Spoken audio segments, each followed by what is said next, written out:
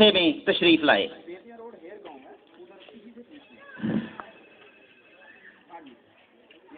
کوئی بھی بندہ جب گھر سے نکلتا ہے کسی بھی کام کے لیے تو اس کا کوئی نہ کوئی مقصد ضرور ہوتا ہے کہ میں گھر سے جا رہا ہوں، کس لیے جا رہا ہوں، کیوں جا رہا ہوں، کیا لینے کے لیے جا رہا ہوں۔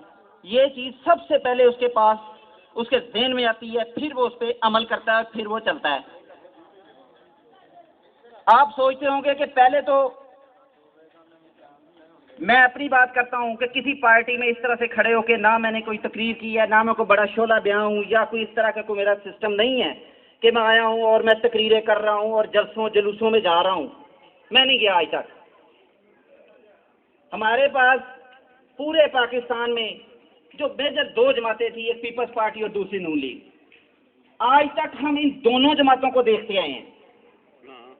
ہمیں ان چودھریوں، ان وڈیروں نے، ان ڈاکوؤں، ان قزاقوں نے جو بھی کہا آج تک ہم نے ان کی بات مانی، اور اس کا رزلٹ یہ نکلا کہ آج ہم اس نہج پہ پہنچ گئے ہیں کہ ہمارے پاس کھانے کے لیے روٹی نہیں، پہننے کے لیے کپڑا نہیں، اور گھر میں استعمال کرنے کے لیے بجلی نہیں، گیس نہیں، پانی نہیں۔ ہر چیز ان ظالموں نے ہماری بند کر دی ہے، اور مزید ہر دن ظلم کی انتہا کر رہے ہیں، اور آگے سے یہ بولتے ہیں، اگر ان کو کوئی کہتا ہے کہ ملک کے حالات بہت خراب ہے، یہاں پہ بد امنی ہے، انارکی پھیلی ہوئی ہے، ہر طرف دہشت گردی ہے، یہاں پر ظلم اور بربریت ہے، تو وہ آگے سے جواب دیتے ہیں کہ آپ تو جھوٹ بول رہے ہیں، ایسی تو کوئی بات ہی نہیں ہے۔ پاکستان میں تو انتہائی امن ہے، لوگ بہت پرسکون ہیں، وہ تو اپنے اپنے گھروں میں آرام سے بیٹھے ہیں۔ اگر ان کو کوئی پریشانی ہو، ان کو کوئی تکلیف ہو، ان کے ساتھ کوئی ظلم ہو رہا ہو تو یہ سڑکوں پہ کیوں نہ آئے؟ یہ جواب دیتے ہیں۔ لیکن میں اور آپ جس لیول پہ سوچتے ہیں تو ہمارے لیے یہی ہے کہ واقعی ٹھیک ہے، یہ جو کہہ رہے ہیں یہ واقعی ٹھیک ہے۔ اگر ایسا کوئی ظلم ہو، کسی کے گھر میں روٹی نہ ہو، اس کا بچہ بیماری کی وجہ سے مر رہا ہو، اس کے پیسے نہ ہو، اس کو ہاسپٹل میں کوئی ادویات وغیرہ نہ دی جا رہی ہوں، کسی قسم کی اس کی سہولت نہ دی جا رہی ہو، تو وہ سڑک پہ آئے، کیوں نہیں آتا؟ بات تو اس کی ٹھیک ہے، لیکن اصل میں یہ بات نہیں۔ بات اصل میں یہ ہے کہ ایک بندے کی ٹانگیں کاٹ دی جائیں اور اس کو یہ کہا جائے کہ اب تم چل کے دکھاؤ، ایک بندے کی آنکھوں پہ پٹی باندھ دی جائے اور اس کو پھر یہ کہا جائے اب تم دیکھو اور چیز کی شناخت کر کے بتاؤ، ایک بندے کی زبان کاٹ دی جائے اور پھر اس کو کہا جائے کہ اب تم بول کے دکھاؤ، کان بند کر دیے جائیں اور پھر اس کو کہا جائے کہ اب سن کے دکھاؤ، تو مجھے یہ آپ نے سچ بتانا ہے کہ وہ بندہ جس کی ٹانگیں کاٹ دی جائیں وہ چل سکتا ہے؟ جس کی زبان کاٹ دی جائے اسے کہہ جائے کہ تقریر کرو، وہ کر سکتا ہے؟ اس کے ہاتھ پاؤں سب کاٹ دیا جائے اور اس کو بولا جائے سڑک پہ نکلو، وہ نہیں نکل سکتا۔ یہ سچ ہے۔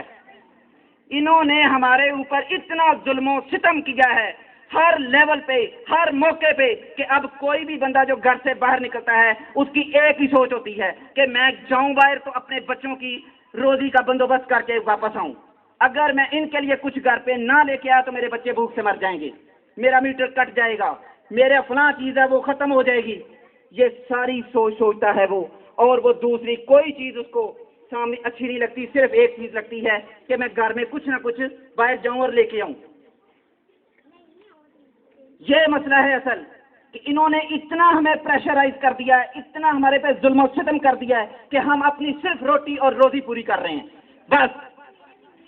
لیکن میں آج آپ کو یہ بات بتا دینا چاہتا ہوں کہ اگر آپ نے اسی طرح روٹی اور روزی کا مسئلہ سامنے رکھا اور اپنے بچوں کے لیے صرف باہر نکلے اور روزی کما کے لے آئے جتنی آپ کی بساط ہے، تو وہ دن دور نہیں کہ جس دن آپ اس قابل ہی نہیں رہو گے کہ ان کو روٹی بھی لا کے دے سکو۔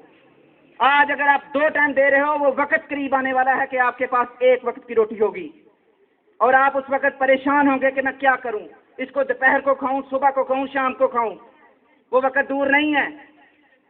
لیکن اس میں بھی یہ بھی میں آپ کو ایک بات بڑی واضح کر دینا چاہتا ہوں کہ دوسروں پر تنقید کرنا بہت آسان ہے، دوسروں پر تنقید کرنا انتہائی آسان ہے، لیکن اپنی اصلاح کرنا دنیا کا سب سے مشکل ترین کام ہے، اور وہ کام ہم نہیں کر رہے۔ ہم نے قسم کھائی ہے کہ ہم نے دوسروں پہ انگلی اٹھانی ہے۔ ہمارے جو لیڈر ہیں، ہمارے جو نمائندے ہیں، ہم نے صرف اور صرف ان پہ انگلی اٹھانی ہے اور ان کو کہنا ہے کہ یہ غلط ہیں۔ اصل میں مجھے یہ بات بتائیں، میں بھی آپ میں شامل ہوں، کہ جب الیکشن کا ٹائم آتا ہے اس وقت آپ کے پاس ایک طاقت ہے ووٹ، آپ اس ووٹ کا استعمال کیوں نہیں صحیح کرتے؟ کیوں نہیں آپ ایسے لیڈر کو منتخب کرتے؟ کیوں نہیں اپنے اوپر ایسے لیڈر کو مسلط کرتے کہ جس کے آپ کردار سے واقف ہوں، جس کے آپ افکار سے واقف ہوں، جس کے جینے مرنے اٹھنے بیٹھنے کا آپ کو پتا ہو، آپ کو یہ پتا ہو کہ یہ بندہ سچ ہے، کرپٹ نہیں، کرپشن نہیں کرتا، برائی نہیں کرتا، یہ ڈاکو نہیں، یہ ہمارے اثاثات کو ختم نہیں کرے گا، یہ ہمارے بچوں کا خیال رکھے گا، ہماری روزی روٹی کا خیال رکھے گا، یہ ہم میں سے ہے۔ اس وقت آپ کیوں نہیں غور کرتے؟ وہ وقت ہوتا ہے آپ کا غور کرنے کا، اس وقت آپ غور نہیں کرتے۔ بعد میں آپ کہتے ہیں کہ یہ زرداری نے یہ کر دیا، نواز شریف نے یہ کر دیا، وہ تو بربلا کہتے ہیں، وہ تو سرعام کہتے ہیں کہ ہم ان سے ووٹ لیتے ہیں تو پیسے دے کے لیتے ہیں، یہ ہمیں مفت ووٹ نہیں دیتے، ہم ان پہ بہت خرچہ کرتے ہیں، اور اب ہماری مرضی، ہم ان کے ساتھ جیسا بھی سلوک کریں ان کو سہنا پڑے گا، اور یہ سہیں گے۔ انہوں نے تو اپنا سسٹم رکھنا ہے، وہ تو اپنے سسٹم میں کامیاب ہیں، لیکن آپ اور میں کدھر جائیں؟ ہمارے بچوں کا مستقبل کیسے سیکیور ہوگا، کیسے محفوظ ہوگا؟ اس کا بھی کبھی کسی نے سوچا ہے؟ صرف یہ دیکھنا ہے کہ میرا فلاں چودھری سے تعلق ہے، میرے گاؤں کا وہ فلانا بندہ میرا اس کے ساتھ تعلق ہے، جو دیر وہ مجھے کہے گا میں ادھر ووٹ دوں گا۔ کیوں؟ آپ کے اور زرداری کے ووٹ میں کوئی فرق نہیں، آپ کے اور وزیر اعظم کے ووٹ میں کوئی فرق نہیں۔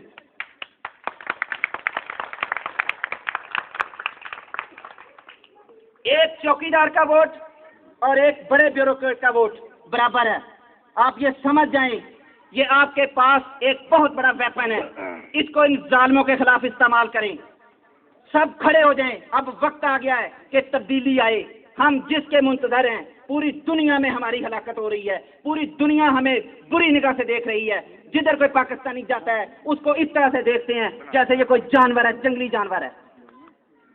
کیا اللہ کے فضل و کرم سے پاکستان تحریک انصاف کی اسٹیج پر کھڑا ہوں۔ افراد کے ہاتھوں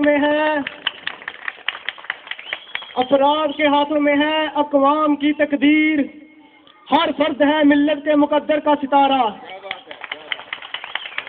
یہ ملک پاکستان کسی کا غلام نہیں، یہ ملک آزاد ملک ہے، اور پاکستانی نوجوان کسی سے بھیک نہیں مانگتا۔ اور شہباز شریف صاحب، کوئی مائی کا لال کسی کو 2 وقت کی روٹی نہیں دلا سکتا، کیونکہ روٹی دلانے والا وہ مالک ہے جس نے ہر انسان کو 2 ہاتھ دیے اور کہا ہے چیر دے زمین کا سینہ اور نکال لے اپنے حصے کی روٹی۔ مگر نواز شریف صاحب، آپ لوگ ہم غریبوں کا سینہ چیر کر ہمارے حصے کی بھی روٹی نکال لیتے ہیں۔ آپ کا بات چلے تو اس ملک کو ہی بیچ دو۔ یہ دنیا حکمرانوں سے نہیں، ہم جیسے لوگوں سے چلتی ہے۔ ان لوگوں نے تو جو کچھ بھی بنایا ہے وہ رشوت کے بلبوتے پر بنایا ہے۔ کوئی 10 روپے میں ووٹ خرید لیتا ہے، 100 روپے میں کوئی اپنی عرضی پاس کروا لیتا ہے، 1000 روپے میں کوئی اپنا امتحان پاس کر لیتا ہے، لاکھوں روپے دے کر یہ اپنا ٹینڈر پاس کروا لیتے ہیں۔ اور میں تو کہتا ہوں سب سے پہلے رشوت خوروں کو فیل کرو، تب جا کر یہ ملک پاس ہوگا۔ اور ایک اور بات، اس وقت آپ کے سامنے پاکستان تحریک انصاف کے بہت بڑے لیڈر موجود ہیں۔ سردار عارف رشید صاحب، میاں اعظم محمود صاحب، ملک نواز عوان صاحب، میجر ذوالفقار خالد صاحب، ڈاکٹر سلی بخاری صاحب، اور سب میرے دوست ادھر آئے ہوئے ہیں۔ خواجہ سعد رفیق، تم نے یہ بات تو بہت آسانی سے کہہ دی ہے کہ عمران خان ہم تمہاری بال کو 6 لگائیں گے اور بال گم کر دیں گے، لیکن تمہیں یہ نہیں پتا کہ کبھی کبھی ایسا بھی ہوتا ہے کہ ہم جیسے نوجوان